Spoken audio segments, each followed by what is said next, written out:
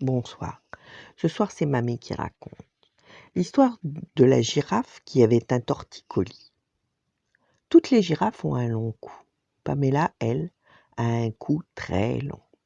Non seulement il lui monte la tête jusqu'au ciel, au-dessus des feuillages, mais il est plus raide qu'un tronc et ne plie pas.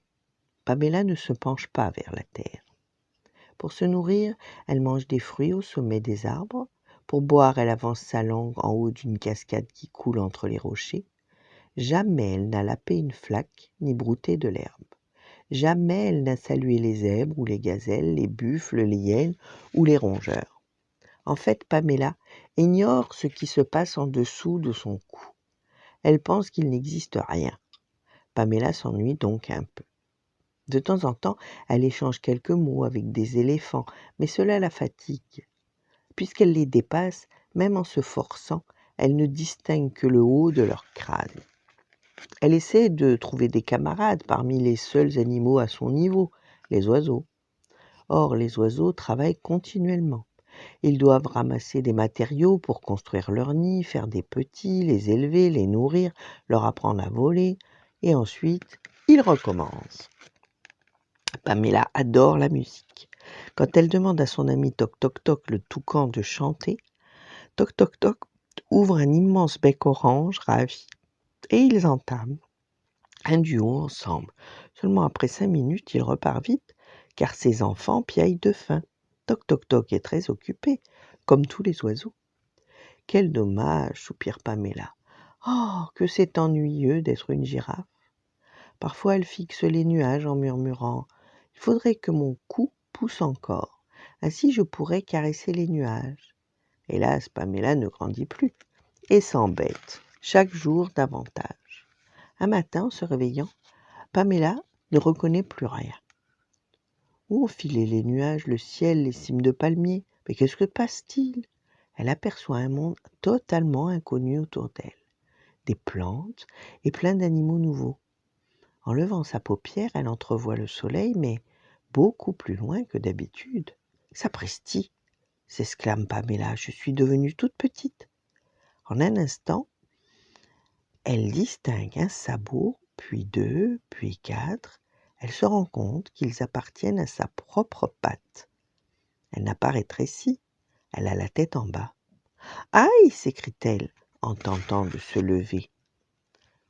Là, ma jolie, inutile de chercher, tu as un torticolis. Une souris brune lui a dit cela, une souris très souriante qui trottine devant elle. Un torticolis? Oui, oui, oui, réplique la souris. Mais qu'est-ce que c'est que ça, un torticolis? Une maladie du cou, il est bloqué. Et ça se soigne comment? Pouh, alors c'est mystérieux. Ça disparaît comme c'est venu. À ce moment-là, Madame Boa se faufile vers elle et la dit visage. Ma pauvre chérie, moi aussi j'en ai eu un autrefois. Terrible! Un torticolis pour un serpent, on ne bouge plus du tout. Je te plains. Merci madame, comme vous êtes gentille. Madame Boa rougit, puis ajoute, tu chantes souvent, je crois. Comment vous le savez? Je t'observe depuis longtemps. Pamela va de surprise en surprise. Elle découvre que tout le monde la connaît. Les animaux la voyaient alors qu'elle ne les voyait pas. Elle se réjouit de les rencontrer, de discuter avec chacun. Cela plaît aux habitants de la savane aussi. Ils étaient persuadés qu'elle les boudait en ne leur prêtant pas attention. Mais pas du tout, explique Pamela. J'étais coincée là-haut, pas moyen d'incliner la tête. Souffrais-tu déjà d'un torticolis? J'ai sans doute toujours eu un torticolis. D'abord, un torticolis du haut du cou, maintenant un torticolis du bas du cou. Franchement, si on me demandait de choisir, je préférerais garder le second, celui qui me permet de vivre parmi vous. Grâce à Madame Boa, qui lui a présenté ses cousins, les serpents à sonnette, Pamela s'amuse beaucoup. Ils ont en effet formé un orchestre et ils aiment sa voix très haut dans son cou, qui va du grave à l'aigu. Quelle chouette semaine! Un matin, Pamela se réveille et retrouve le ciel et les nuages. Youpi! Mon torticolis est parti. Elle veut saluer ses amis au sol, hélas, impossible. La voilà coincée en haut. Zut! Un nouveau torticolis. Oh! Que c'est ennuyeux d'être une girafe! Cette fois, Madame Boa, qui est devenue son amie, grimpe le long d'un baobab et se met en face d'elle. « Ma chère Pamela, ma grand-mère m'a indiqué une méthode pour éviter le torticolis. »« Ah oui? Aidez-moi. Je sais que vous êtes tous là, mes amis en dessous. Je n'arrive ni à vous voir ni à vous parler. C'est horrible. Il te faudrait une écharpe. Certains prétendent que les torticolis sont dus au courant d'air. Il est certain qu'avoir un cou interminable, tu t'exploses plus au vent que n'importe qui.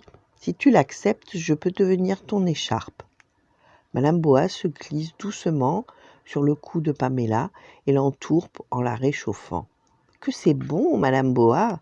Espérons surtout que ça soit efficace. » Elle s'efforce également de se montrer utile. Grâce à son long cou, elle repère les horizons des nuages qui apportent l'orage. Elle prévient tout le monde. On l'appelle Madame Météo. Quand on la remercie, elle dit toujours « Vous m'avez aidé et je vous aide. Le monde est tellement merveilleux quand on l'habite à plusieurs. Grâce à vous, je ne m'ennuie plus et je suis guérie. Ah, que c'est gai maintenant d'être une girafe. » Voilà, bonne nuit, faites de beaux rêves et à demain.